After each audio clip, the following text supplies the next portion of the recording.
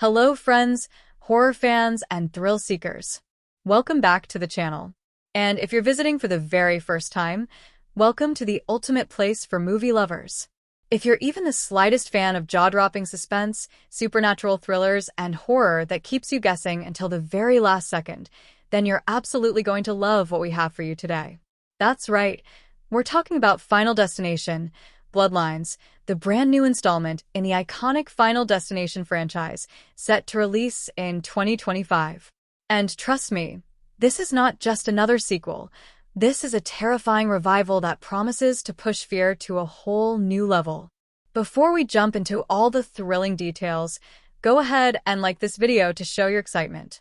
And don't forget to subscribe to our channel and hit the notification bell because we've got tons of exciting movie updates, reviews, and breakdowns coming your way. Now, in today's video, we're going deep, really deep, into everything you need to know about Final Destination, Bloodlines. We'll be talking about what this movie is all about, what makes it different, and why horror fans around the world have been eagerly waiting for this chapter. Is it a sequel? A reboot? A prequel? We'll clear all that up and break down exactly where this film fits into the larger Final Destination universe. But that's just the beginning. We'll also be giving you complete information on where you can watch this film, whether it's dropping on a major OTT platform like Netflix, Prime Video, or Hulu, or airing on satellite TV channels. We'll keep you updated on the release date, streaming details, and how you can be among the first to experience the terror. Next, we're going to explore the technical side of this horror masterpiece. From the gritty cinematography that captures every chilling detail to the spine-tingling sound design that will keep you up at night, we're covering all the departments that make this film such a cinematic experience. We'll dive into the pre-production phase, how the idea was developed, what the filmmakers set out to achieve, and how they brought it all to life. Plus, we'll touch on filming locations, shooting schedules, post-production work, and of course, yes, the budget and predicted box office performance. And of course, what's a movie without a story? I'll be giving you a brief, spoiler-free review of the storyline, just enough to tease what's coming without ruining any of the deadly surprises. We'll talk about the core plot, the rules of death this time around, and how Bloodlines might just be rewriting the fate formula we've come to expect from this franchise. But that's not all. We'll also shine the spotlight on the cast, the actors, their characters, and what each of them brings to the film. Who are the newcomers? Are there any returning faces from previous films? How are the performances?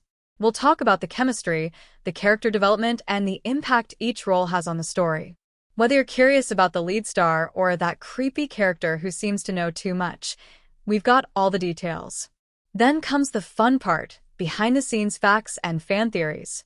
Yes, we'll be diving into some of the most exciting trivia and Easter eggs you might have missed. Did you know the film draws inspiration from real historical events? Or that the death scenes were designed using real-world science and freak accident reports? Get ready for some seriously mind-blowing info.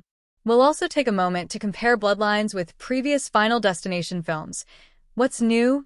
What's familiar, and how this entry stacks up in terms of fear factor, creativity, and overall horror experience. Does it live up to the legacy? Or does it take things in a bold new direction? We'll discuss all of it, including early critical reactions and fan expectations. So, friends, whether you're a longtime fan of the franchise or just someone looking for your next horror fix, this video is packed with everything you need. There's so much to uncover, and I promise, it's going to be worth it. So sit back, relax, but don't get too comfortable. Because when it comes to Final Destination, death is always just one step behind. Watch till the end, because this is one journey you won't want to miss. Let's begin the countdown to fate and dive into the dark and deadly world of Final Destination, Bloodlines. Let's get started. All right, friends, buckle up, because we're diving headfirst into the blood-soaked, fate-dodging chaos of Final Destination, Bloodlines, and let me tell you, this story does not play by the rules. If you're expecting your usual beginning, middle, end setup, forget it. This film grabs the formula, rips it apart, and tosses the pieces into a blender of dread, destiny, and psychological twists.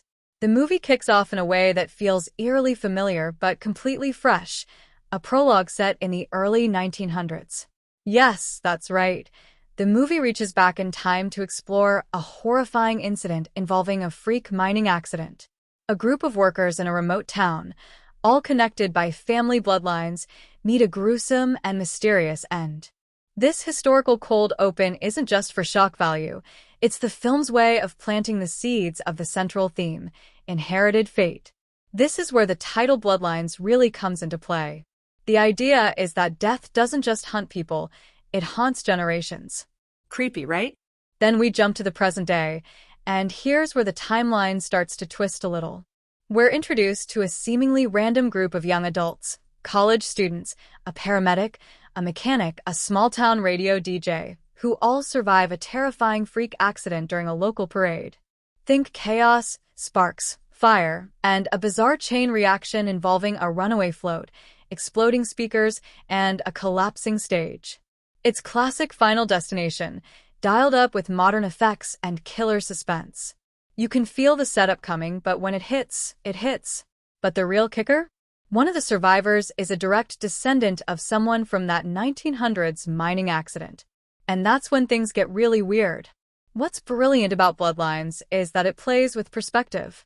The film doesn't just follow one character's journey, it switches focus. One moment we're in the mind of the anxious med student seeing signs everywhere. The next we're following the DJ who thinks this is all just coincidence, until he finds himself alone in a sound booth with a faulty fuse box and a live mic. The shifts in viewpoint aren't just stylish. They build the tension because no one feels safe. Everyone's experience of the curse is different, but the same pattern keeps emerging. Strange visions, impossible coincidences, and the horrifying realization that death has a plan, and it's checking names off a very old list. Midway through the film, we get one of the boldest narrative swings in the franchise so far. Instead of just trying to cheat death, the characters attempt to trace the origin of their curse. Cue a road trip to the ghost town where the mining tragedy occurred, now abandoned and overgrown, because of course it is. They find records, journals, even old photographs that hint that this isn't just a new set of victims. This is a continuation of something started over a century ago. There's even a scene where one of them uncovers a map with their family names marked on it. Goosebumps. What follows is a blend of modern horror pacing and gothic mystery. As they try to unravel the curse's origin, death keeps coming. Imaginative, brutal, unpredictable. A seemingly harmless ceiling fan? Nope. A misplaced candle in a blackout? Big mistake. The movie plays with your expectations by dragging out the suspense in every scene. Sometimes it builds a death sequence so slowly and painfully that you forget to breathe. Other times, it cuts the tension with a sudden silent moment, and then bam, it hits. And when characters start realizing that they might not be able to break the curse without sacrificing someone else, the story takes a dark, morally complex turn. One of the standout turning points? A sequence where the survivors attempt to use old ritualistic symbols they found in the mining town's ruins, thinking maybe they can reset fate. It's desperate, chaotic, and drenched in rain and panic. And the best part? It doesn't work the way they think. If anything, it accelerates the process. Death, as always, is 2 steps ahead.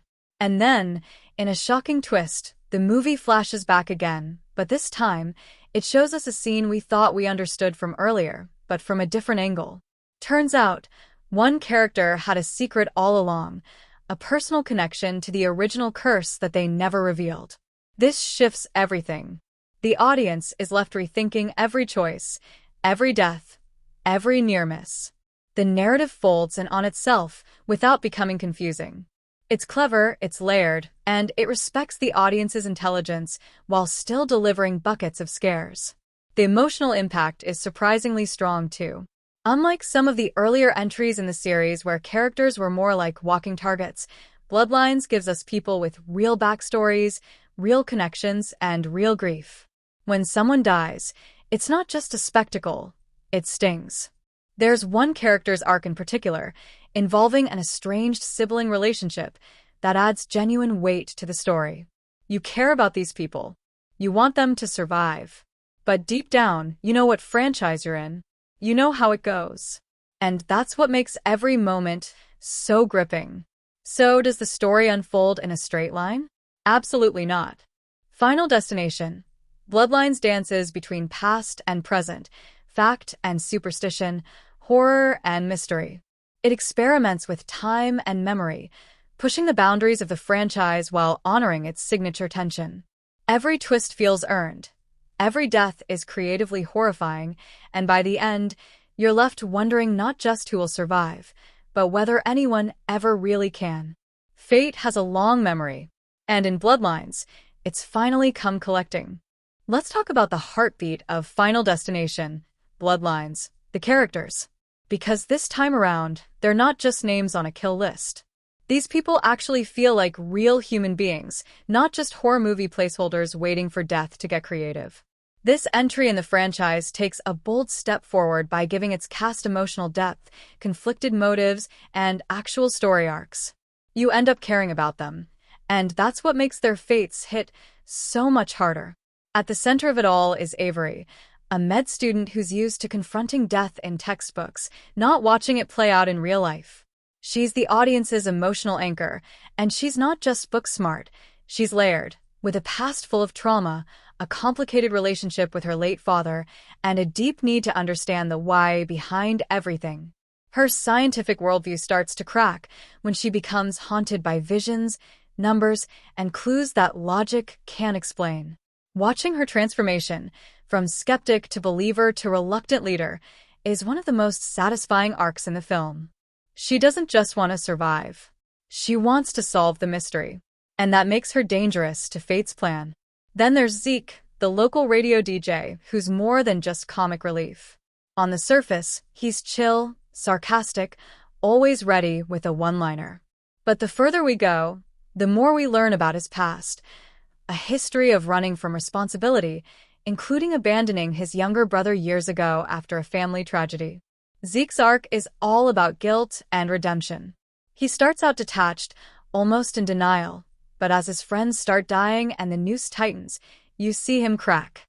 His attempts to protect the group, especially one character who reminds him of his brother, give his story a surprising emotional punch. And when he faces a choice between saving himself or staying to help, his decision says everything about how far he's come. Juana, the aspiring tattoo artist with a tough exterior and a heart full of rage, is another standout. She's covered in ink, each one a tribute to someone she's lost. Her role starts off as the rebellious loner trope, but quickly unravels into something much deeper.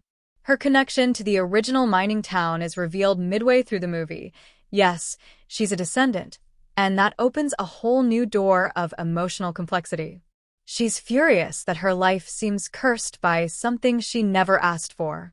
Watching her struggle between fighting fate or surrendering to it is a constant source of tension. She has this edge, this rawness, that makes every scene with her electric. She's not trying to be liked. She's trying to survive. Tobias, the quiet historian and outsider of the group, brings a completely different energy. He's not a thrill seeker, not a hero. He's a researcher who's obsessed with the idea that fate follows bloodlines, a theory that, of course, no one takes seriously at first. But as the pieces come together, Tobias becomes the group's guide into the past. His character isn't just there for exposition, though. There's something lonely and broken about him. He's been studying this for so long that it's become his identity.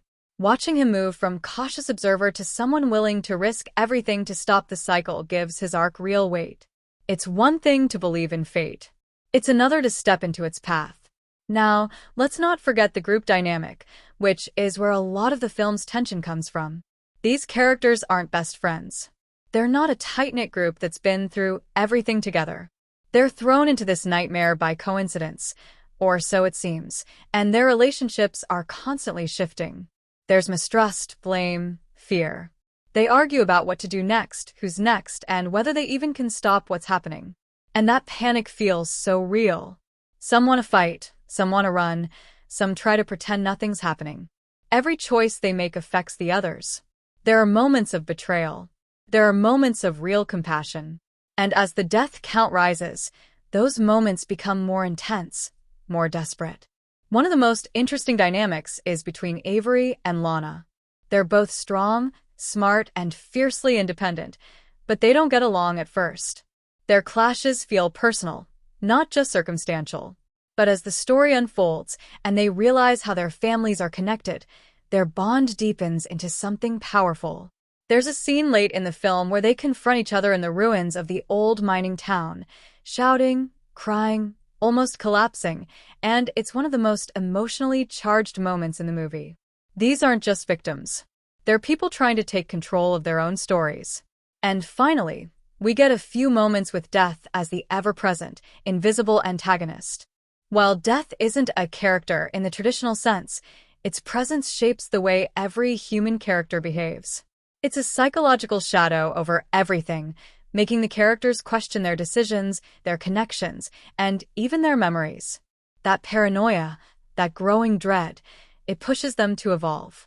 Some become brave. Some become selfish. Some lose their minds. It's this invisible force that reveals who they really are. So while the franchise is known for its inventive kills and suspense, Bloodlines dares to do more. It slows down when it needs to. It lets the characters breathe. It lets them break, rebuild, and face who they are. And that's what makes the terror even more effective.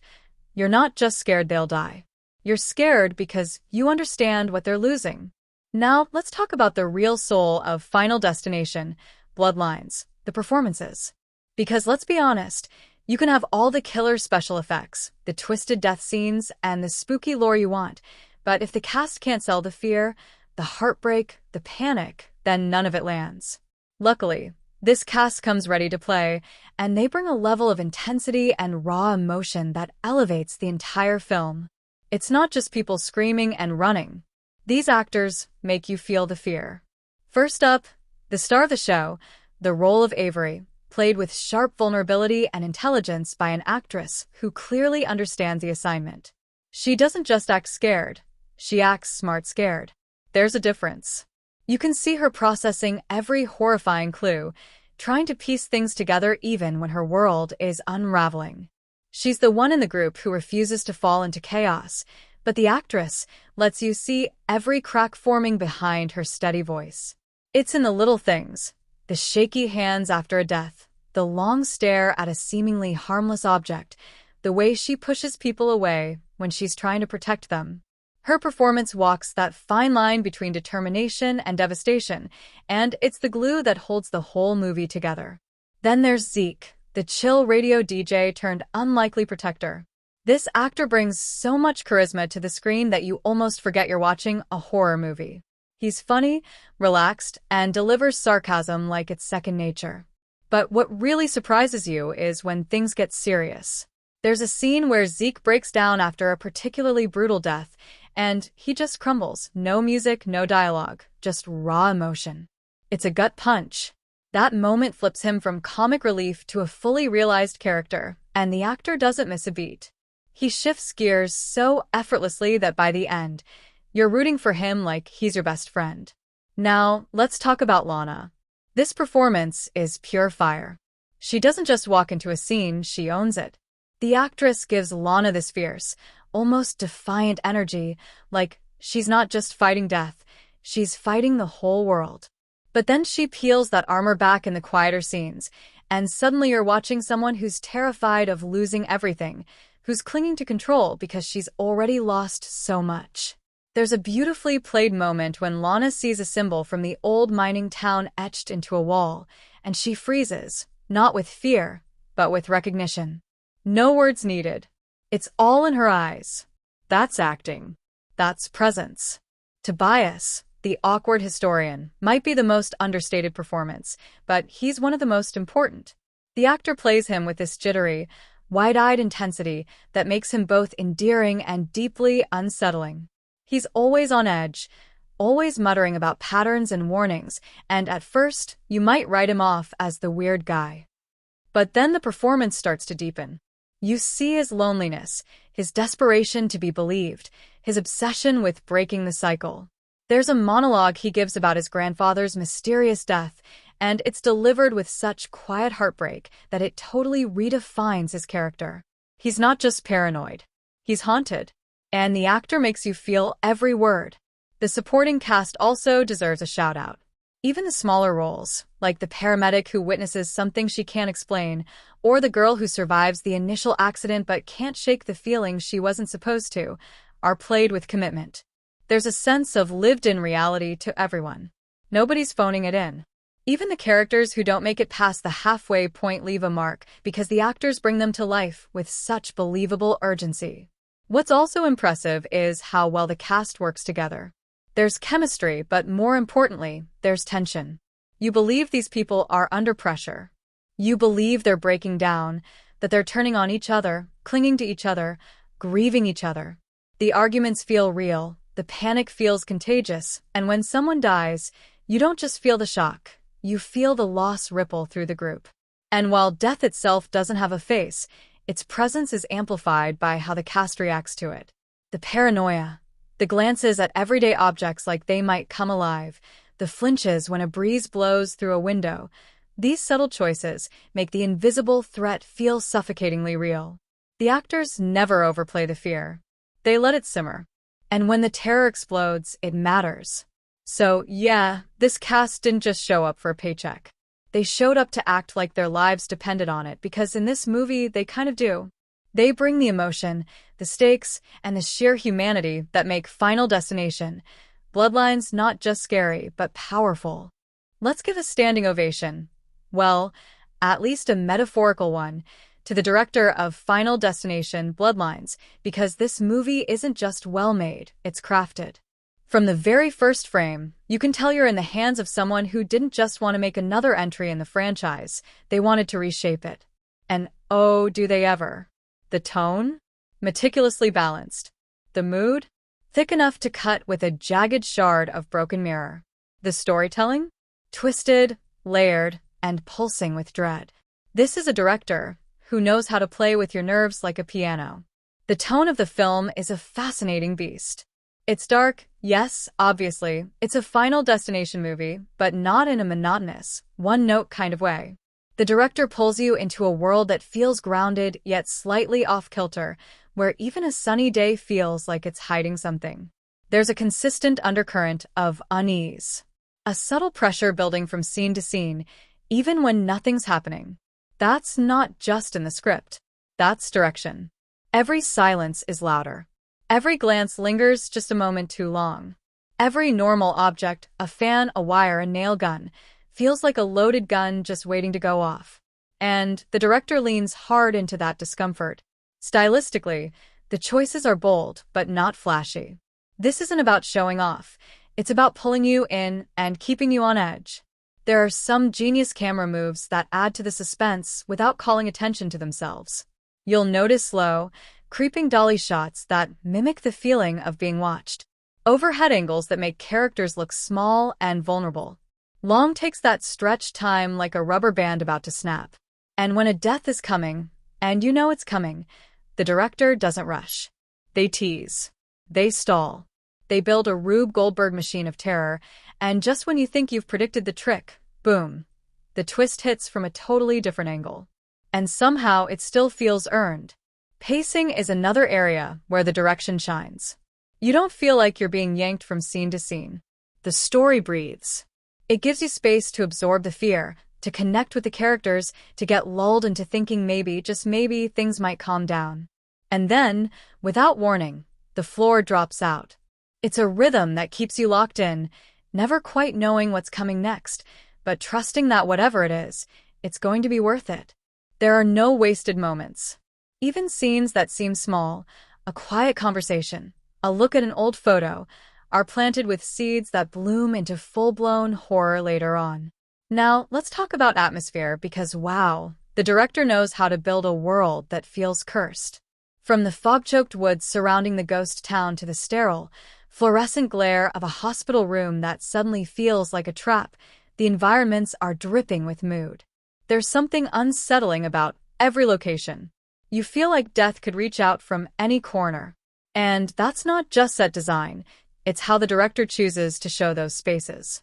There's a brilliant use of light and shadow, reflections in mirrors, flickering lights, sounds that seem to come from nowhere. It's not overdone, but it's always there, creeping in at the edges of the frame. One of the most impressive tricks the director pulls off is the emotional storytelling. This isn't just about how people die, it's about why it matters. The director gives space for the grief, the guilt, the panic. There are moments when the film slows down, when characters sit in silence, trying to process what's happening, and the camera just stays with them. No cuts, no music, just raw emotion. It's powerful, and it makes the stakes feel real. So when the horror ramps up again, it's not just about spectacle, it's about the people you've come to care about. Oh, and let's not forget the way the film uses flashbacks and past timelines. The director weaves history into the present in a way that never feels confusing. It feels haunted. The past literally bleeds into the present through match cuts, overlapping dialogue, and visual echoes. One scene will end with a character screaming, and the next will begin with someone from 100 years ago whispering the same word. That kind of stylistic connection elevates the narrative. It turns the movie into more than just a survival story. It becomes a generational nightmare. Even the death scenes, as elaborate and shocking as they are, feel like part of the bigger artistic vision. Yes, they're gruesome. Yes, they're choreographed like violent little symphonies. But they're also thematically rich. Each one reflects something about the character: fear of failure, guilt, self-doubt, control. The director isn't just designing shocks. They're designing meaningful shocks. You don't just say, ouch. You say, oh no, that hurts. So no, this isn't a film that plays it safe. This is a movie directed with precision, passion, and a deep understanding of both horror and humanity. It respects the legacy of the franchise, but dares to twist it into something more atmospheric, more layered, more alive. Every frame is intentional. Every scare has purpose. And every stylistic choice deepens the nightmare. This is not just direction, it's orchestration. Let's shine a flickering, ominous light on the cinematography of Final Destination, Bloodlines, because wow, it does some heavy lifting. This movie doesn't just show you what's happening, it pulls you in, traps you in the scene, and makes you feel like you're standing right next to the characters as their doom creeps in. The cinematography is more than just eye candy. Although, yes, there are some gorgeously chilling shots. It's a full-on psychological tool used to build dread, suspense, and beauty all at once. This is visual storytelling with a purpose. From the opening scene, the camera sets the tone, slightly off balance, deliberately unsettling. It's always watching, but never comfortably. You'll notice a lot of wide shots that isolate characters in the frame, making them look tiny against sprawling, shadowy backgrounds. It's the visual equivalent of a whisper that turns into a scream. The characters look vulnerable even when they don't know they're being hunted by fate yet, and that's the brilliance of it. You feel their isolation long before they do. One character standing at the edge of a forest clearing with just a sliver of light around them, gorgeous and terrifying all at once. It's not flashy. It's not loud. It's ominous. And then there's the movement of the camera. The cinematographer clearly had fun here. We get long, deliberate tracking shots that follow characters through cramped corridors, around cluttered workshops, across rickety bridges, shots that feel like a silent predator stalking its prey. You're not just observing, you're part of the space. There's this particular scene in a basement filled with old mining gear, and the camera weaves through the rusted metal and hanging chains like it's trying to find the perfect place to strike. Every pan and tilt is loaded with tension. You find yourself scanning the frame for danger, even when the danger isn't visible. That's masterful work. Lighting in this movie deserves its own spotlight, pun fully intended. The lighting choices are subtle but rich with intention. There's heavy use of shadows, but not the cheap kind where everything is pitch black just to save on budget. No, this is the kind of shadow that suggests things. Shapes barely visible in the background. A beam of light that slowly narrows as a character approaches their fate. Flashing lights during a malfunctioning elevator scene that make every flicker feel like a countdown. The film plays with contrast in smart ways too. Bright daylight that somehow still feels cold, and warm indoor lights that cast eerie silhouettes rather than comfort. You never feel safe, no matter the lighting. That's not an accident.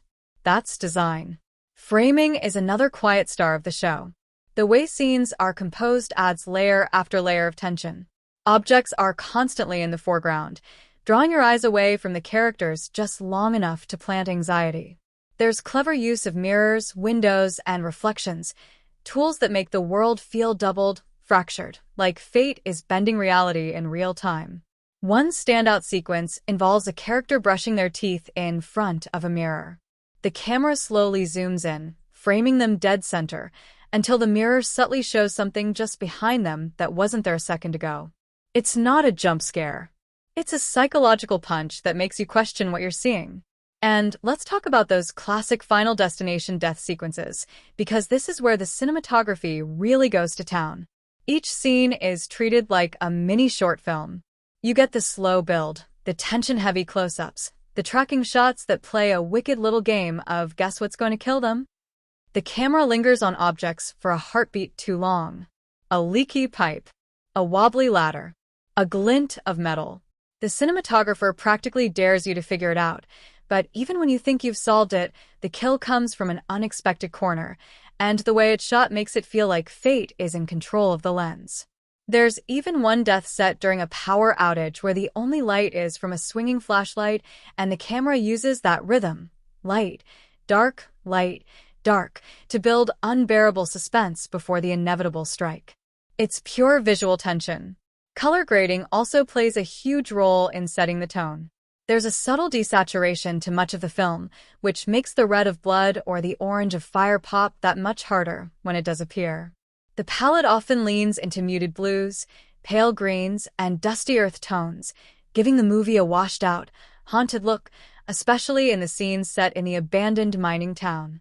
It feels like you're looking at the past through a dirty lens, and it works beautifully with the film's themes about cursed lineage and repeating history. Even during quiet moments, the cinematography never stops working. A slow zoom on a character's face as they realize they've been marked. A handheld shot that sways slightly with their breathing. These moments aren't just visual flair, they're character insight. The lens becomes a mirror for their fear, their realization, their unraveling. You could mute the entire film and still understand the emotional arc because the camera is that expressive. So, yes, Final Destination. Bloodlines isn't just a horror movie with some cool angles. It's a visual symphony of dread. Every movement, every frame, every shadow is a calculated stroke of tension, fear, or quiet devastation. The cinematography doesn't just support the story, it amplifies it. It haunts you. And it never lets go. Let's talk about the unsung hero of Final Destination, Bloodlines, the editing. Because while the jump scares and jaw-dropping deaths might steal the spotlight, it's the editing that keeps your pulse racing and your eyes glued to the screen. You know how some horror movies feel like they either sprint through the plot like they're late for a bus or drag along like they've got concrete shoes? This film avoids both traps. The pacing is tight, deliberate, and incredibly smart. It flows like a roller coaster designed by a madman, smooth when it needs to lull you into comfort, and sudden when it wants to jolt you out of your seat. The editing here is razor-sharp. Transitions between scenes are seamless, but never predictable. One moment you're watching two characters talk quietly in a candlelit cabin, and the next you're thrown into a full-blown panic sequence, all without feeling like you skipped a beat. There's a rhythm to the way the film moves, like a dark lullaby building toward chaos. The quiet moments are given room to breathe, which only makes the suspense stronger when things finally explode. It's like the film is inhaling slowly and then exhaling in a scream. What's really clever is how the editing controls tension. During death sequences, it plays a wicked game of misdirection. The cuts tease you with objects that might be the source of danger, panning to a ceiling fan, jump cutting to a frayed wire, lingering on a puddle of water creeping toward an outlet. You think you've got it figured out, and then the scene stretches just long enough to make you doubt yourself. That's the editor toying with your nerves, cutting at just the right second to keep you guessing. When the kill finally hits, it's fast, brutal, and framed so perfectly that you can practically feel the audience gasp in unison. But this isn't just about timing gory payoffs. The editor also knows when to slow things down.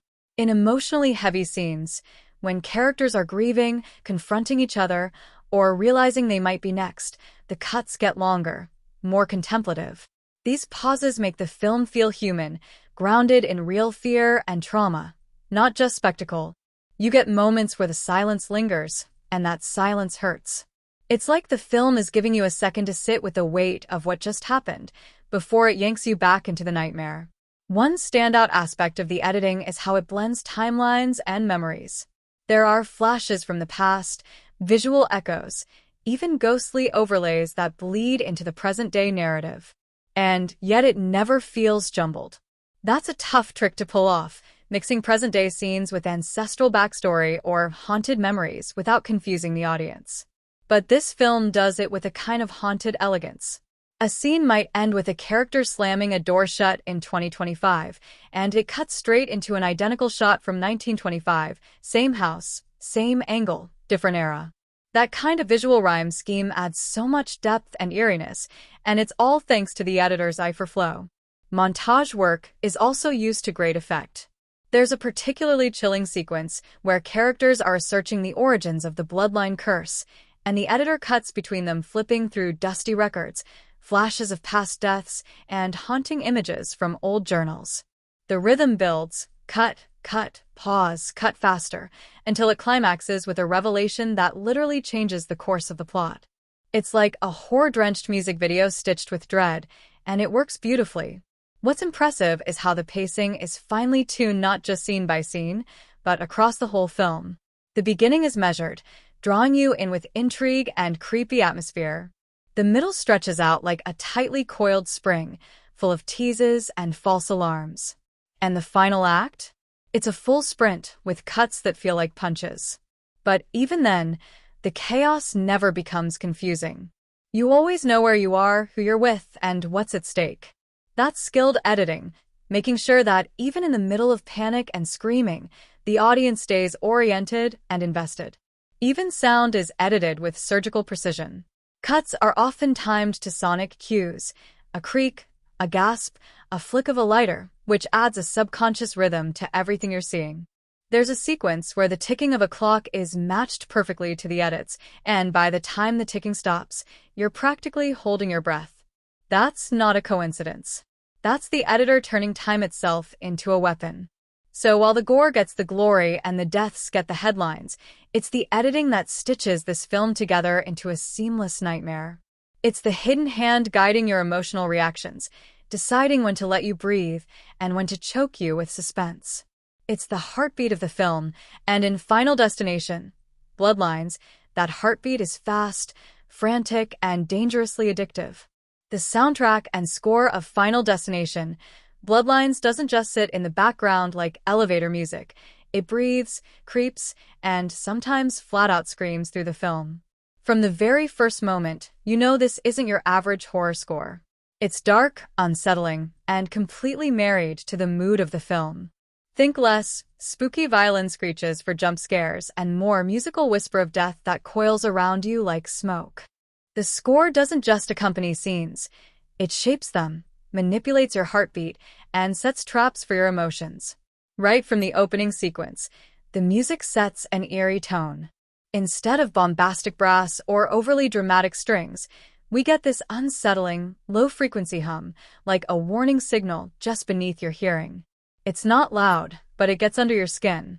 Add in some industrial textures, echoing metallic rattles, and sudden bursts of discordant piano, and the effect is clear. You're in the world of Bloodlines now, and nothing feels safe. This isn't the kind of score that announces itself. It seeps into the scenes, sometimes going so quiet you forget it's even there until it creeps up on you during a moment of silence and makes your skin crawl. But make no mistake, this score knows how to hit hard when it needs to. During the death sequences, oh boy, it doesn't hold back. Just like the editing, the music plays a dangerous game of misdirection. A slow, almost peaceful melody might lull you into thinking a character's in the clear, only to snap into sharp, violent orchestration the moment fate strikes. It's unpredictable, which makes it terrifying. The best part?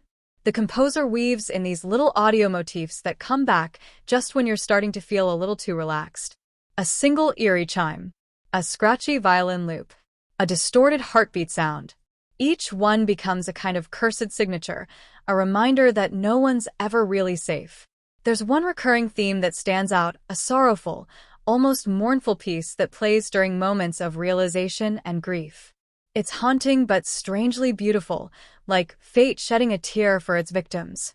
It usually kicks in when a character uncovers a new piece of the bloodline curse, or when they're reflecting on a death that just happened. This theme doesn't need to be loud. It just needs to exist in the background, gently stabbing your emotions with every delicate note. And then there's silence. Yes, the film uses silence like a weapon. Sometimes the score just vanishes entirely, leaving you hanging in this eerie void. It's brilliant. When there's no music at all, your brain starts to fill in the gaps. You lean in. You wait. You flinch. Because silence in this film doesn't mean safety, it means the storm is about to hit. What's really fun is how the score interacts with the visuals.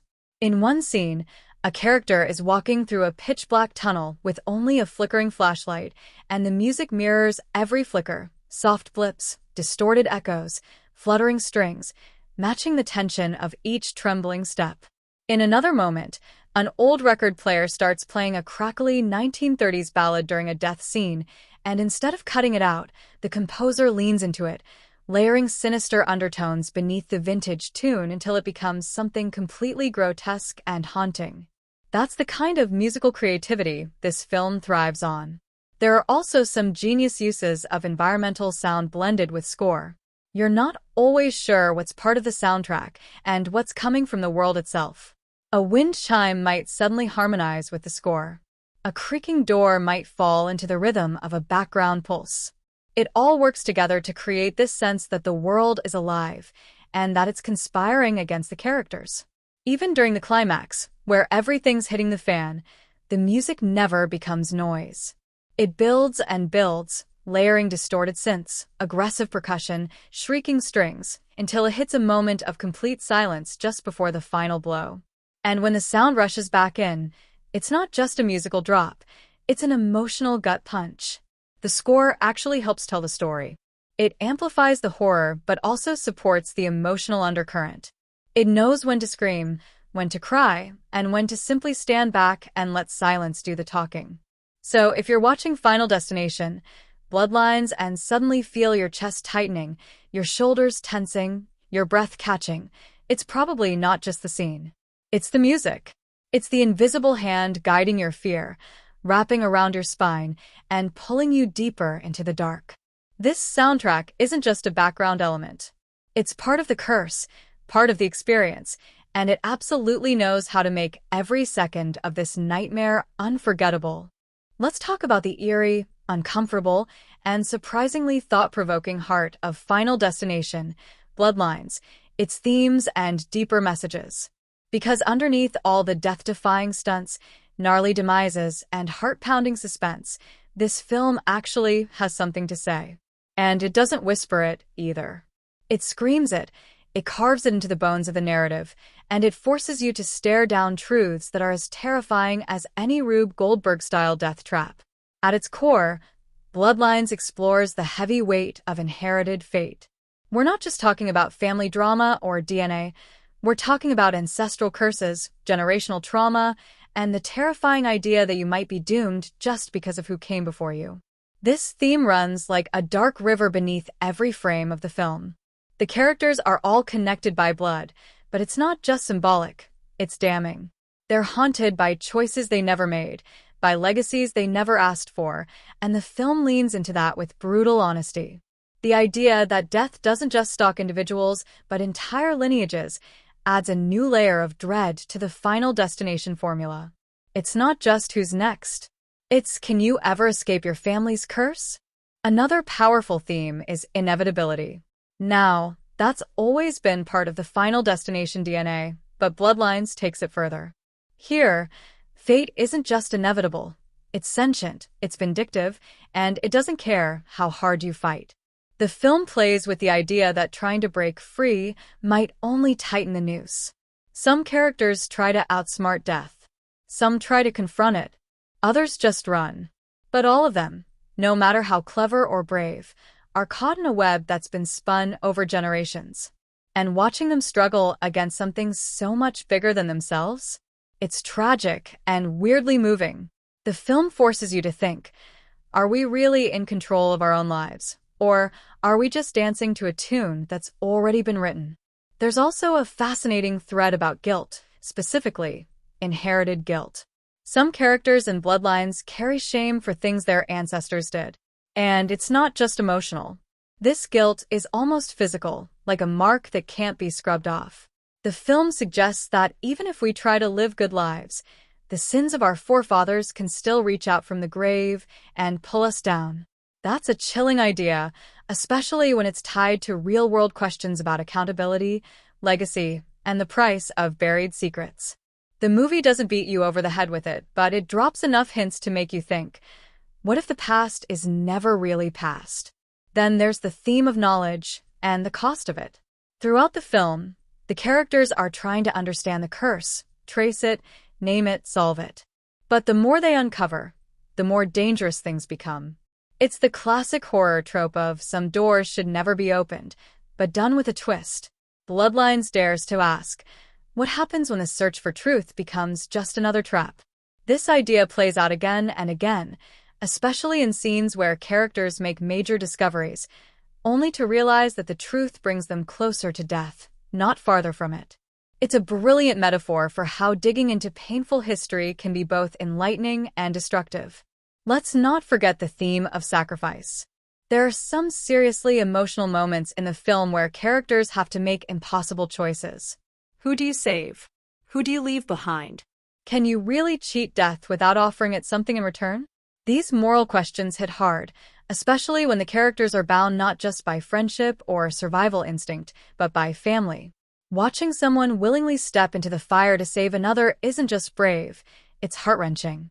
And Bloodlines doesn't offer easy answers.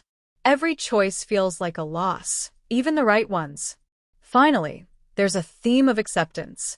As the film winds toward its climax, you get this looming sense that sometimes the only way to stop running is to stop resisting.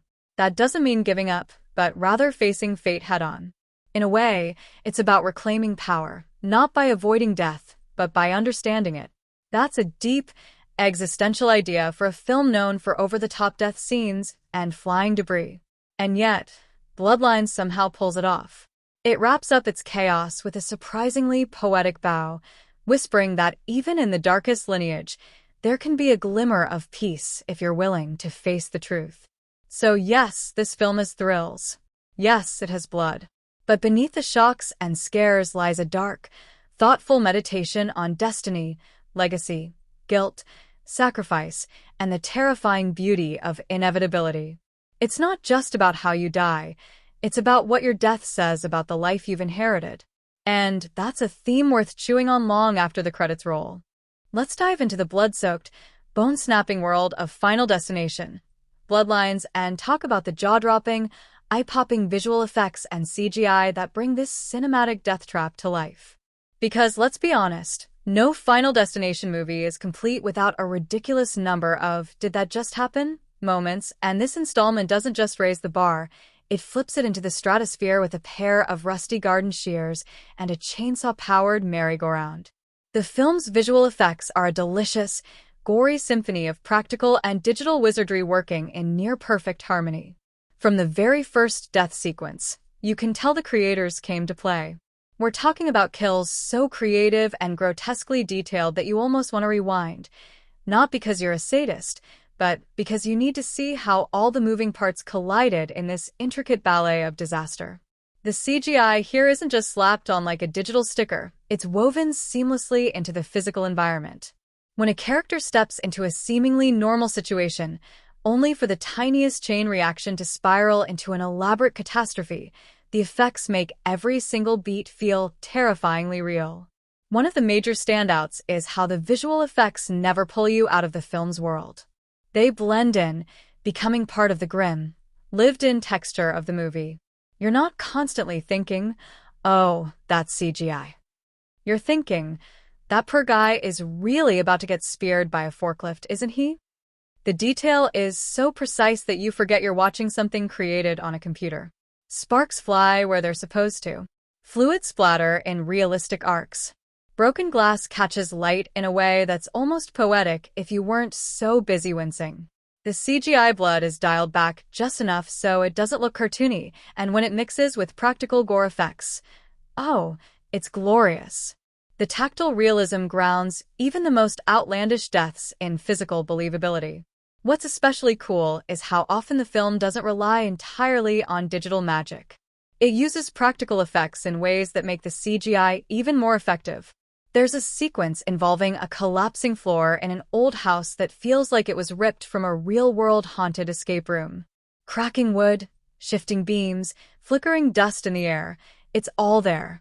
And then, at just the right moment, CGI steps in to push the scene over the edge with something too wild or dangerous to pull off practically, like a falling chandelier slicing a bookshelf in half midair. The blend is so smooth you'd swear it was all shot live. Some of the death sequences almost play like mini horror short films, each with their own visual style and signature twist. The VFX team clearly had a blast designing these scenes. One moment you're watching a calm, sun-dappled picnic scene, and the next, you're inside a nightmare Rube Goldberg machine where lawnmowers, heat lamps, and misplaced sunglasses combine into a symphony of doom. There's a kill involving a malfunctioning VR headset that's both hilarious and horrifying, and the way the CGI bends reality within the virtual world is shockingly effective. It's trippy, surreal, and disturbingly believable. And then there's the curse itself. Yes, death still feels like the invisible stalker it's always been in this franchise, but Bloodlines adds a little visual flavor to the presence of fate. We're talking about subtle, eerie environmental shifts, shadows moving when they shouldn't, objects vibrating ever so slightly before the chaos begins. Sometimes it's a slight shimmer in the air. Sometimes it's the way the light bends unnaturally, like the universe itself is glitching for a moment before the trap springs. These visual cues, often created through a mix of digital and in-camera tricks, help build an atmosphere of dread long before anything explodes, shatters, or impales. The use of slow motion also deserves a mention. You know those scenes where everything slows to a crawl, and you're left holding your breath as a nail gun topples toward a character's head in super slow motion? Yeah, Bloodlines nails that. The VFX work in these moments is razor sharp. Every bolt, splinter, and shard of metal is rendered with such attention to detail that it's like time itself is giving you a front row seat to carnage. These moments don't just look good, they feel inevitable. Even when the film leans into surreal or exaggerated visuals, like dream sequences or flashbacks to past deaths, it never goes full cartoon. Everything has weight, texture, and a connection to the real world. That grounding is what makes it all so disturbing. You're not just watching effects, you're witnessing fate at work, and it's terrifyingly efficient. So if you're a fan of the kind of horror where you scream, cover your eyes, peek through your fingers, then rewind to watch the chaos again, the visual effects in Final Destination, Bloodlines will absolutely deliver. It's a deadly dance of practical ingenuity and digital finesse, and every frame is out for blood. Now let's talk about something that doesn't get nearly enough credit in a horror movie like Final Destination, Bloodlines, but absolutely deserves a spotlight: the set design and locations.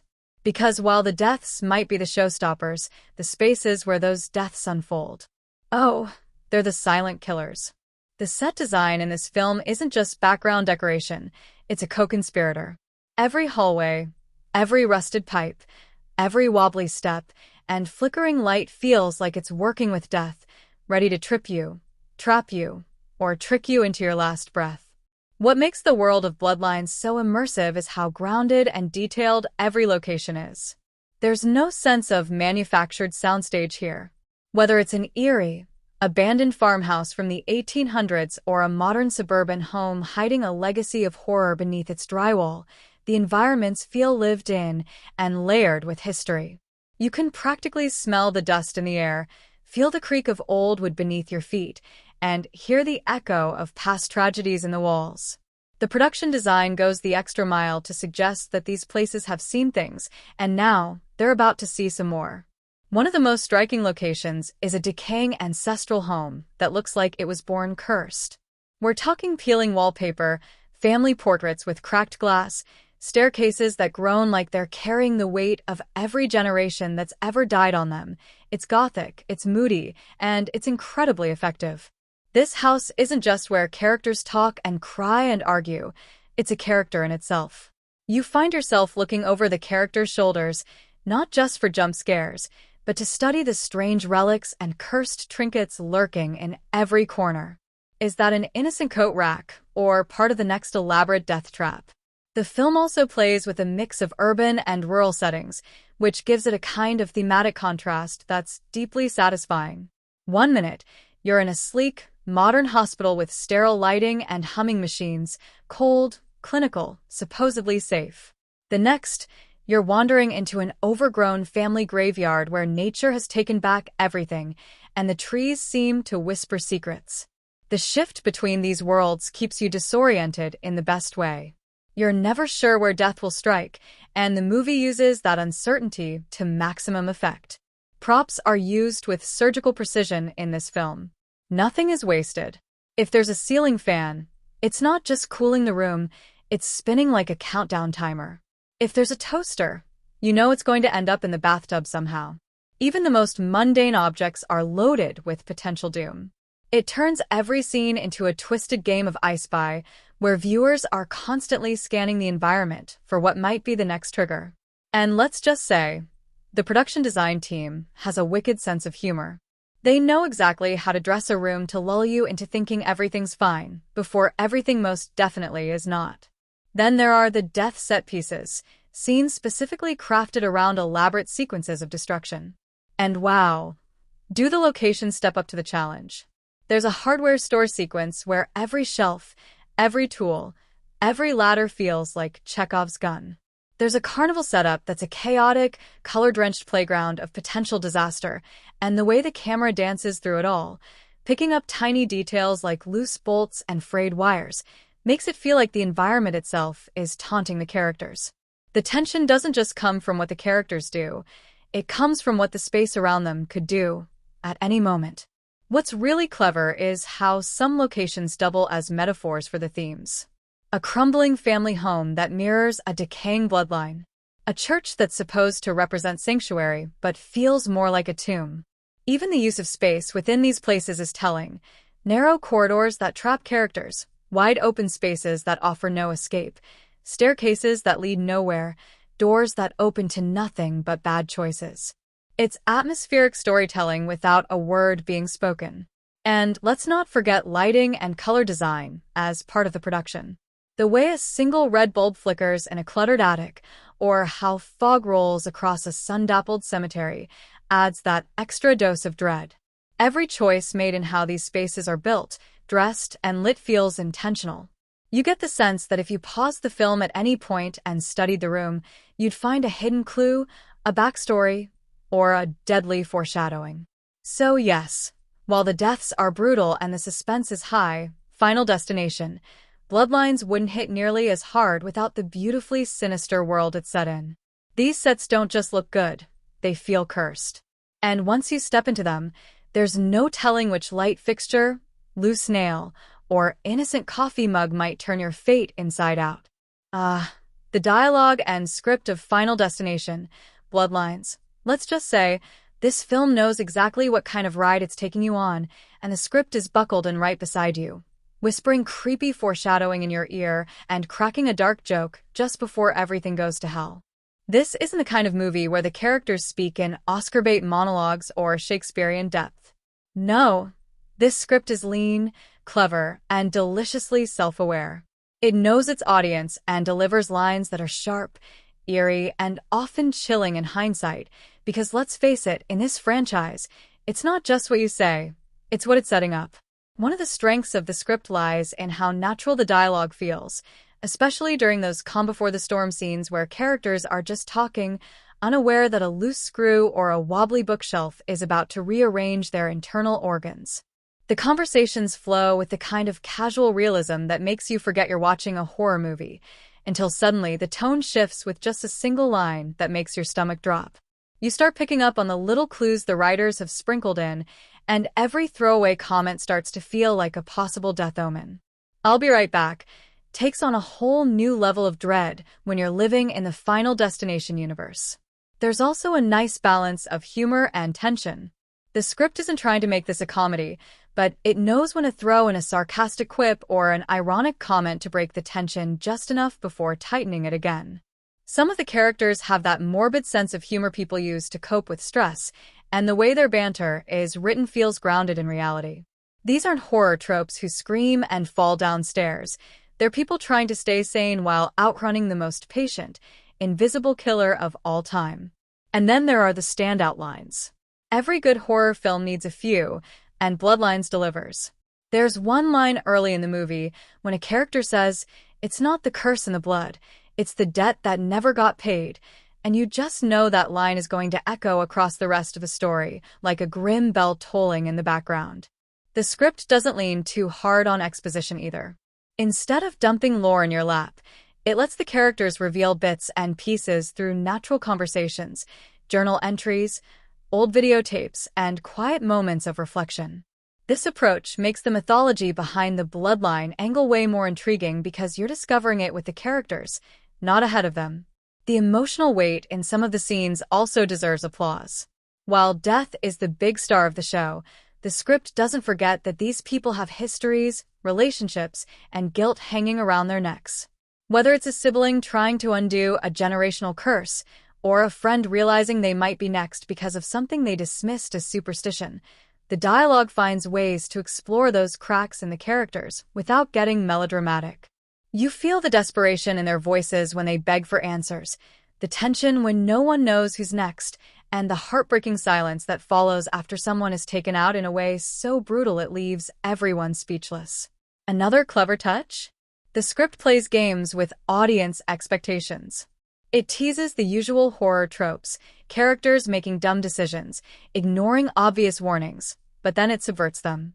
You get people who do listen, who do try to outsmart death, and the dialogue reflects that shift. There's an urgency and intelligence in how they speak. They're not just victims waiting for their moment. They're participants trying to rewrite fate. And even when they fail, their words carry the sting of people who almost had it figured out. There's also a poetic undercurrent in a few key scenes where the dialogue slows down and becomes something more haunting. Especially in scenes involving the curse's origin or when someone confronts a piece of their family's dark past. The words become heavy, like they're soaked in the grief and terror of generations. Those moments linger.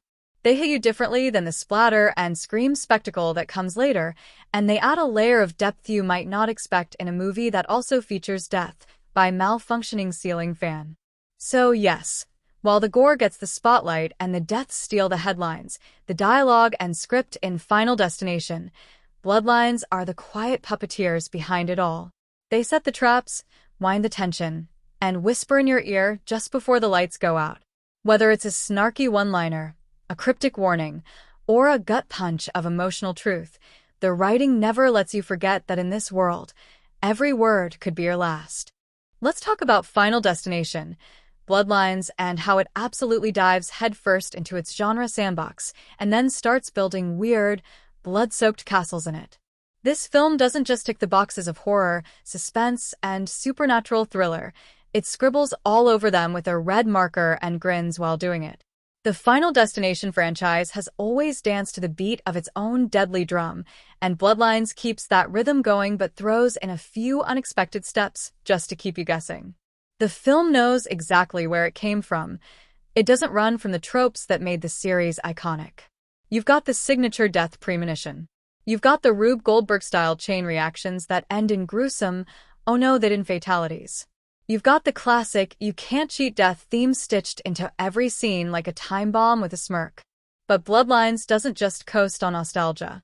It leans into the supernatural in a deeper way, introducing eerie folklore, whispered family curses, and ancestral secrets that push the story beyond just fate versus free will. That blend of classic and fresh makes the genre execution feel like a revival instead of a rerun. This time, the film injects a good dose of mystery into the usual suspense. Instead of starting with just a random accident and a line of doomed people, Bloodlines goes all in on legacy. There's a creepy history to unravel, something buried, something whispered about, something that's been waiting for the right moment to return.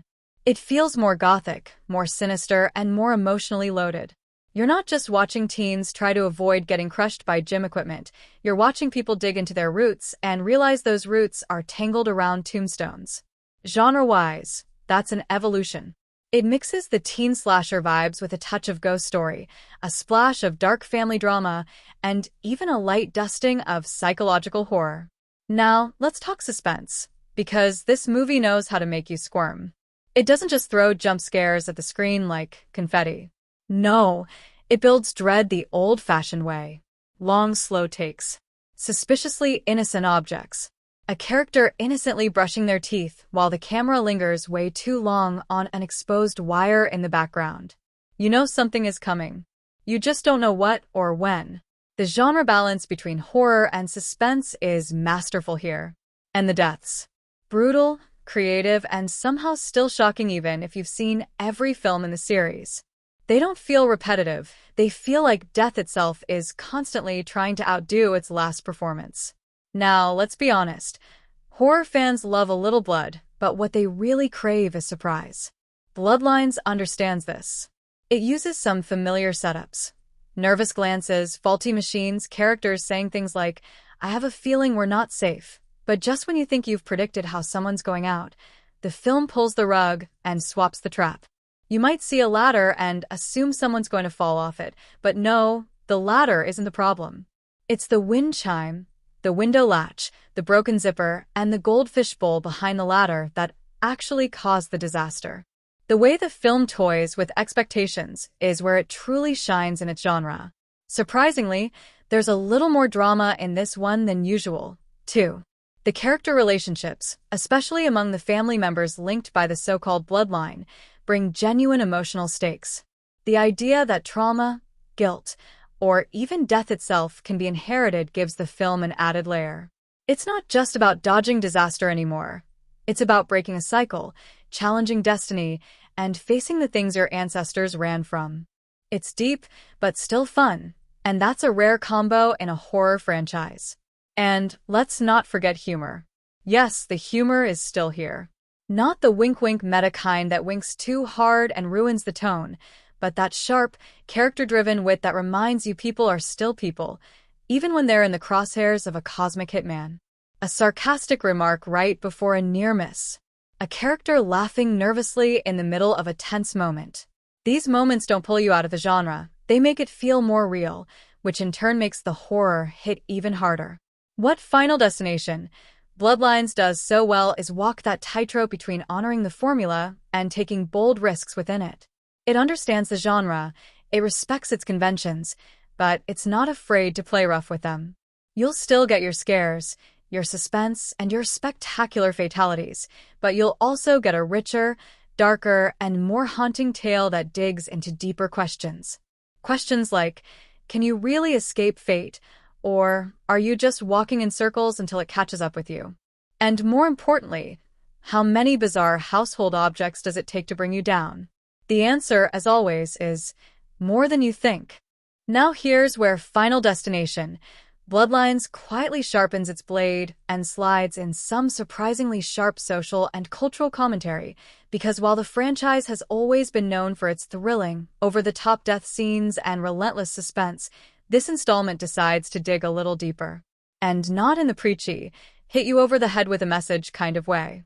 No, Bloodlines lets its theme simmer just below the surface, creeping in through the cracks like the inevitability of fate itself. The most striking commentary the film offers is on generational trauma. The whole concept of a bloodline curse is ripe with symbolic weight, and the movie doesn't waste that opportunity. It leans into the idea that some families carry more than just genetic traits. They carry shame, secrets, and guilt that festers over time.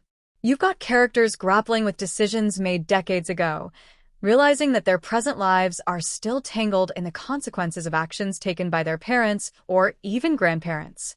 It mirrors real-life questions so many people face today. Can you truly break free from the weight of your family's past? Or are you doomed to repeat the same patterns, just with new scars? There's also a subtle critique of society's obsession with control.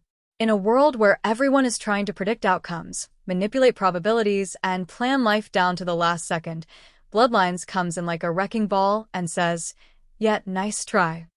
The characters, much like the rest of us, are desperate to find order in chaos, to believe that if they do everything right, they'll be safe. But death in this film is the ultimate reminder that control is an illusion. The movie nods at how modern life is built around the illusion of safety, smart homes, health trackers, mental wellness apps, but still, chaos finds a way. And it's often lurking in the most mundane places: your bathtub, your headphones, your garden hose. It's not just spooky, it's a pointed commentary on how our culture convinces us we're in charge, when in fact, we're just really good at ignoring how fragile everything actually is. The film also has a quiet undercurrent of commentary on belief systems and how society deals with the unknown. There's a mix of rational skeptics, conspiracy theorists, spiritualists, and people who are just plain terrified, and watching them all collide as the story unfolds is fascinating. The movie doesn't take a side, but instead reflects how modern culture is fractured when it comes to explaining the unexplainable. Some characters treat the events like a science problem, trying to chart patterns and probabilities. Others dig through folklore, trying to understand their ancestry or the old-world warnings they were raised to ignore. And then there are the ones who freeze, paralyzed by not knowing what to believe. It's a reflection of how people today process fear, especially in an age of misinformation, superstition, and high-speed rationalization. The script handles this dynamic like a mirror, showing us not just how we try to survive, but how we try to make sense of survival. On the cultural front, Bloodlines dips into the idea of inherited privilege and punishment. Not every character in the story is equally burdened by the curse, and the film subtly highlights how some people have the luxury of pretending the past doesn't matter until it crashes through their front door. It questions what gets passed down through generations, not just blood and trauma, but responsibility. Are the sins of the father truly visited upon the children? Or can someone break the cycle by facing it head-on? These aren't just spooky musings, they're quietly layered within the narrative, making every character decision feel loaded with more than just survival instincts. And let's not ignore how the film frames death itself.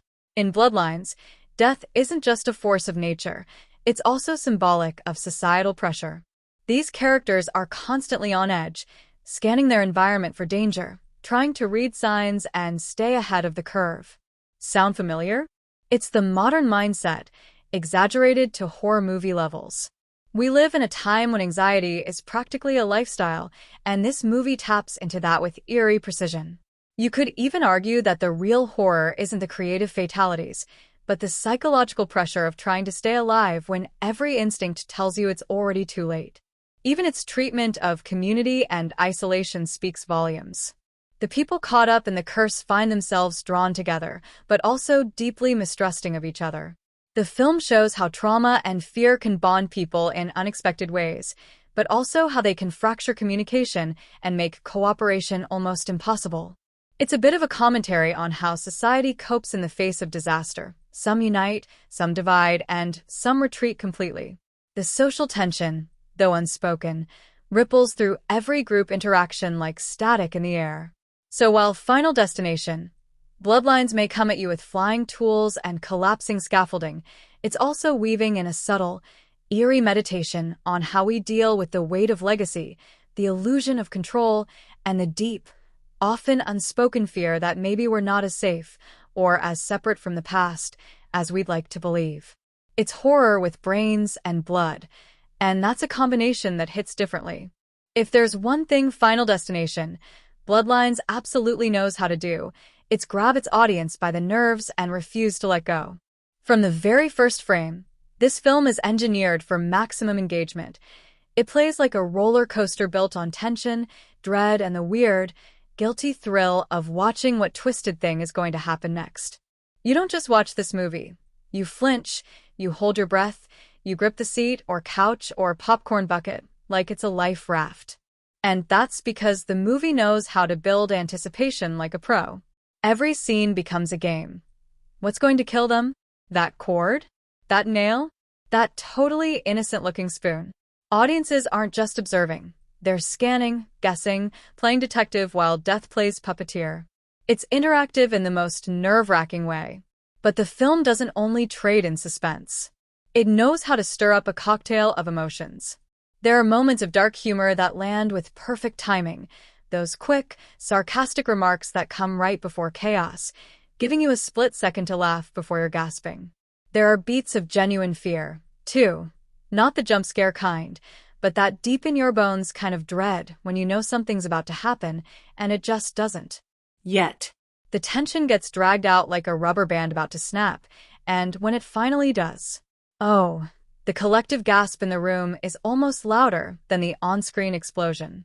That's emotional engagement at its finest. What's really unexpected, though, is how Bloodlines manages to sneak in emotional weight. Between the scares and the elaborate deaths, there are these human moments that hit you a little harder than expected.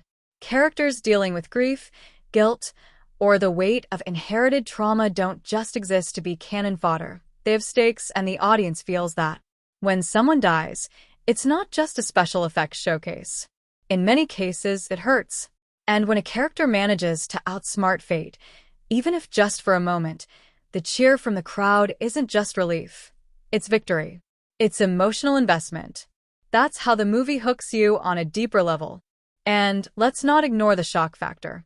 Oh yes, Bloodlines delivers those jaw-dropping moments, the ones that come out of nowhere and make you rewind the scene just to make sure that really happened. These are the moments people shout about in group chats and post about in all caps. And they're not just shock for shock's sake. They're crafted with just enough misdirection, tension, and surprise to keep the audience guessing. It's part of the fun. You never really settle into your seat because the film never lets you. And then there's the aftermath, because this is one of those movies that sparks conversation long after the credits roll. People talk about which scene messed them up the most, which death was the most creatively awful, which character they rooted for, and, of course, the endless theorizing about what they would do differently if they were in that situation. That's where Final Destination, Bloodlines, really thrives. It becomes a social experience. A movie that lingers. One that people watch again, not just to enjoy the ride, but to spot the clues they missed the first time. Did that fan blade wobble slightly 3 scenes before it flew off? Did the background radio mention something ominous? Every rewatch is like a mini scavenger hunt with death lurking behind every detail. And for horror lovers, this is cinematic candy. The audience who shows up for thrills gets those in spades, but they also get that giddy feeling of being in on the joke. They know the formula, they anticipate the fake-outs, and they love the payoff. For the more analytical viewers, there's the deeper stuff, character arcs, themes, storytelling structure, to dig into. And for the casual fan who just wants to scream, laugh, and shout, "No, no, no, don't touch that." At the screen, Bloodlines delivers a buffet of moments that demand a reaction. In the end, this movie is all about the ride. It doesn't just ask for your attention, it earns it. And once you're strapped in, it makes sure you feel every jolt, twist, and heart-pounding turn. Whether you're jumping, shouting, rewatching, or nervously glancing at your own electrical wiring after the film, one thing is certain. Final Destination, Bloodlines knows how to keep its audience locked in from start to finish.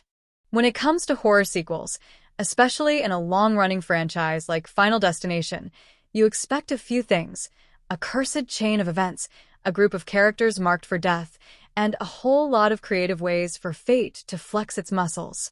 But Final Destination, Bloodlines doesn't just check those boxes and call it a day. Oh no, this one sharpens the edges, cranks the dial, and says, "Let's see what happens when we take the formula and shake the absolute life out of it." Compared to its own predecessors, Bloodlines feels like the cool, slightly unhinged cousin who shows up to the reunion dressed to kill, literally and stylistically. It pays homage to the legacy of the franchise, but with a fresh coat of dread and a surprising sense of narrative maturity. Let's go back for a second. The original Final Destination was revolutionary in its time, taking a wildly simple premise, death doesn't like being cheated, and twisting it into a playground for suspense. Each sequel after that tried to outdo the last, often ramping up the shock factor while loosening the grip on character depth or plot originality. By the fifth film, it was more about what's the wildest way we can kill someone with a kitchen appliance than telling a meaningful story. But Bloodlines? It struts in and says, what if we gave you both? Yes, you still get the gruesome, Rube Goldberg-style fatalities, because what's a Final Destination movie without someone dying from a freak accident involving something as harmless as a wind chime? But this time it's wrapped in stronger character work, more atmospheric tension, and a plot that actually tries to expand the mythology. Now, stack it up against other horror franchises, like Saw, The Conjuring, or even Happy Death Day, and Bloodlines makes an interesting play. Where Saw leans hard into moral punishment and gore, Bloodlines stays loyal to its core theme of inevitability, but adds psychological depth. Where the Conjuring franchise builds on spiritual dread and jump scares, Bloodlines creates tension through anticipation. Every scene becomes a minefield. And while Happy Death Day plays with time loops and slasher tropes, Bloodlines doesn't get playful. It gets ancestral. That twist of introducing the idea of legacy, curses passed through generations, and fate being woven into blood itself? That's new. That's intriguing. That gives the story a spine of lore that the franchise never fully explored before. In terms of tone, Bloodlines feels like it grew up a bit.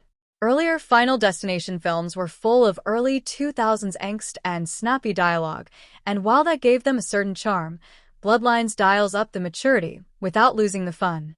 It's less about teen rebellion and more about adult reckoning. It's more hereditary guilt than high school drama, and that change in focus lets it stand out not only within its own franchise, but among other modern horror flicks trying to blend scares with substance. And then there's the visual style. Compared to earlier Final Destination entries that stuck to a glossy, daylight horror aesthetic, Bloodlines has a moodier, more cinematic look. It brings in more atmospheric dread, drawing inspiration perhaps from the likes of It Follows or The Ring, where the fear builds like fog. It slows down the pacing in the best ways, letting scenes breathe before slamming you with horror. It doesn't rush to the next set piece. It savors the anticipation. Even in the director's filmography, whether this director is new to horror or a returning voice, Bloodlines feels like someone took the rulebook, dog-eared the best pages, and scribbled notes in the margins. It respects the franchise's identity, but isn't afraid to go bolder, deeper, and weirder. And let's be honest, not many sequels this deep into a series can say that without sounding like a desperate reboot. So, where does Bloodlines land in the crowded graveyard of horror franchises and genre siblings? Somewhere between smart reinvention and shock therapy. It stands taller than the middle sequels in its own franchise, Looking at You, Part 3, and dares to be more emotionally grounded than its gore first cousins. It balances respect for tradition with a taste for evolution. It's not just another spin on the Wheel of Doom. It's a whole new pattern, cut from familiar fabric but stitched with something unexpected. In short, Bloodlines doesn't just survive comparison. It thrives in it. Final Destination. Bloodlines might deliver its scares with all the precision of a falling chandelier, but don't let the flying glass and freak accidents fool you. This movie is rich with layered symbolism and eerie metaphors that creep up on you like a shadow on the wall. This isn't just a film about people trying to escape death's clutches. It's about legacy, inevitability, and the uncomfortable truth that sometimes what haunts us isn't just fate, it's our own history catching up with us. The title alone, Bloodlines, tips its hand a little. We're not just dealing with individuals marked for death because of a random twist of timing. This time, it's ancestral. It's inherited. The film uses the idea of family trees and generational trauma as its thematic backbone, turning the idea of fate into something genetic, almost biological. The characters aren't just fighting for survival, they're fighting to sever a spiritual umbilical cord tied to doom itself. One of the most visually clever motifs used throughout the movie is the recurring presence of broken mirrors and cracked reflections. These aren't just ominous props. Every time a character looks into a mirror and sees themselves fractured, or glimpses a distorted version of their face, it's a nod to the idea that they're broken pieces of a greater whole, shattered links in a cursed chain. Mirrors in this film don't reflect truth, they reflect inevitability. And the more cracked they become, the closer death seems to get. It's a constant reminder that these characters can't quite see their full picture until it's too late. Even the setting plays into the film's layered symbolism. Many scenes take place in old houses, forgotten woods, or dusty basements, spaces that feel like they've been waiting for this exact story to unfold again. The film doesn't just use these locations for creep factor. These are the literal roots of the bloodline, where secrets are buried, where past sins were committed, and where fate begins to bloom like mold. The environments feel haunted not by ghosts, but by consequence. And if you look closely, some of the props and decorations in the background, family portraits, cracked heirlooms, antique clocks that tick erratically, reinforce this generational dread. It's as if time itself is unstable around this cursed lineage. Then there's the repeated use of circular imagery. Whether it's the spinning of a ceiling fan just before disaster strikes, the turning of wheels, or even characters caught in literal and metaphorical loops, the film constantly hints at cycles that refuse to break. Life and death, cause and effect, sin and punishment. They keep turning, and the characters are simply caught in the spin.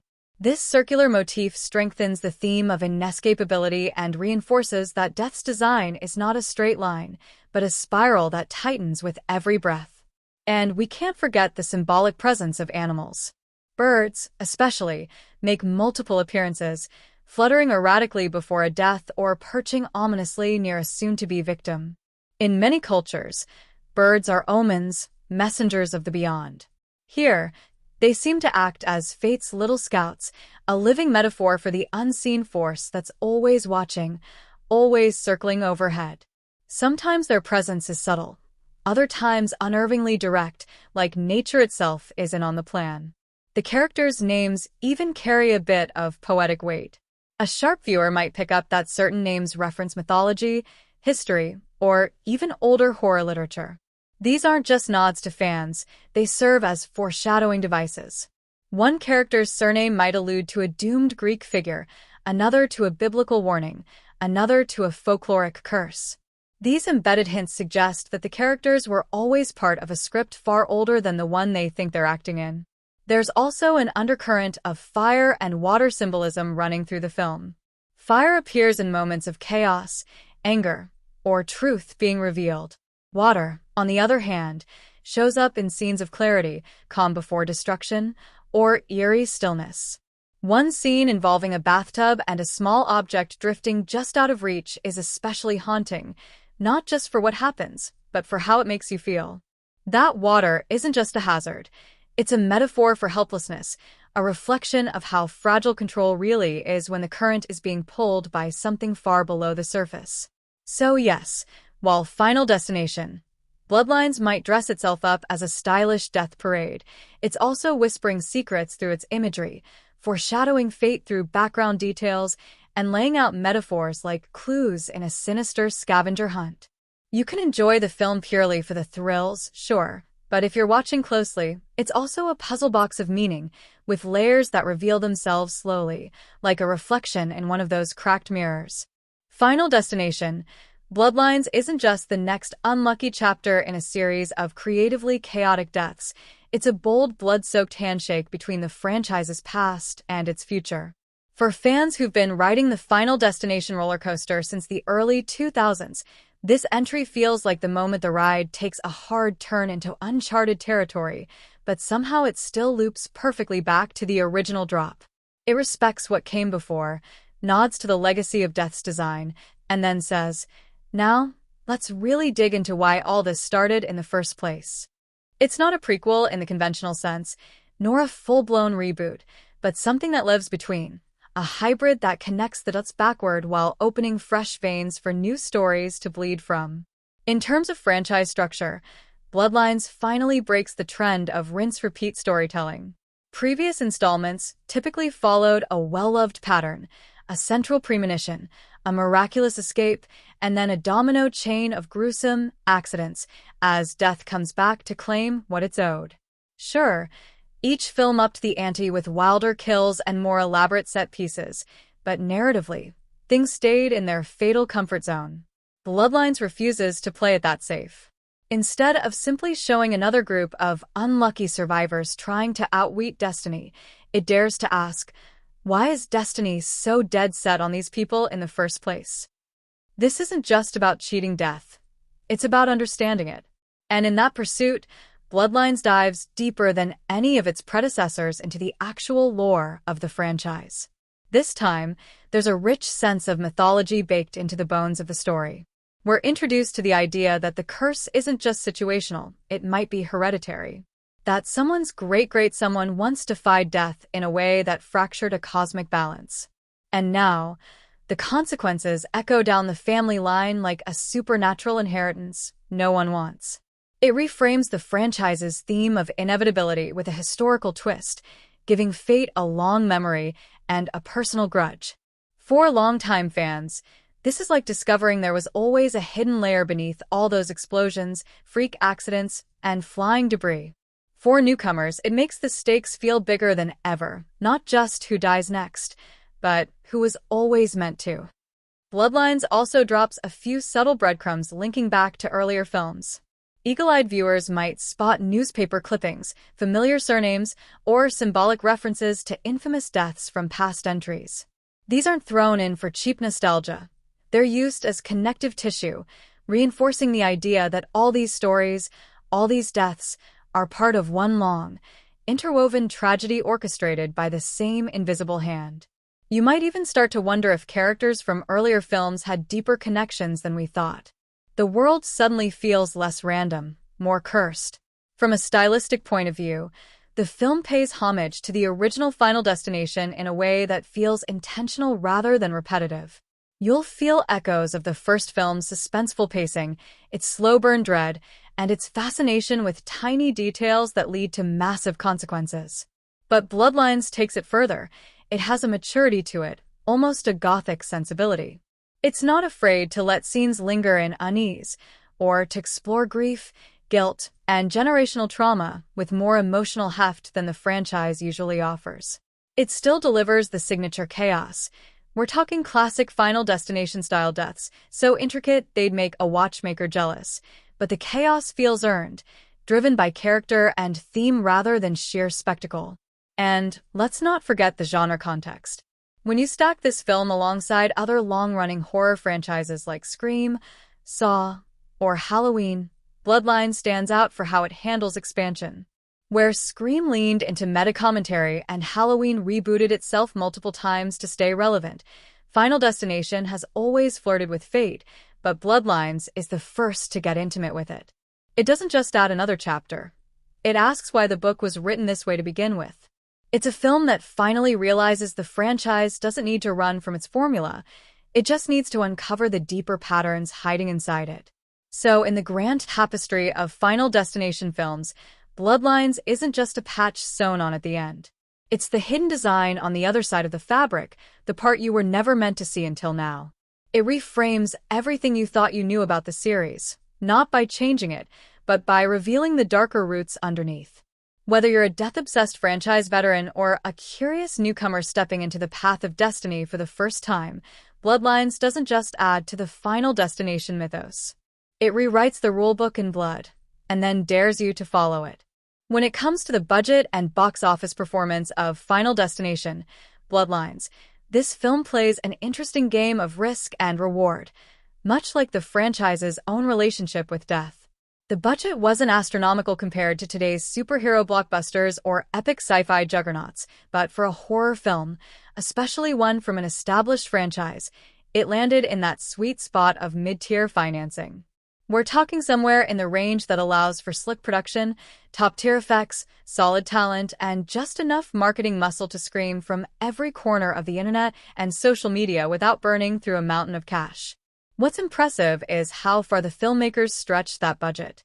It feels like every dollar spent shows up on screen, Whether it's the intricate death sequences that look like Rube Goldberg machines gone demonic, the gorgeously creepy production design of the more mythological elements, or the polished cinematography that makes every blood-slick moment gleam with dread. The visual effects are surprisingly detailed, with none of that cut-corner green screen wobble you sometimes see in lower-budget horror. It's all tight, believable, and grounded in a visual realism that makes the chaos hit even harder. Now, let's talk about how it fared in the real world, at the box office. This film had a lot going for it, a built-in fanbase hungry for the franchise's return, a marketing campaign that cleverly teased a more lore-driven approach to the story, and an early buzz that hinted this wasn't just another death count entry. The pre-release trailers played up both the nostalgia and the freshness, hinting at ties to the original while making it clear that Bloodlines had a new flavor. Audiences responded.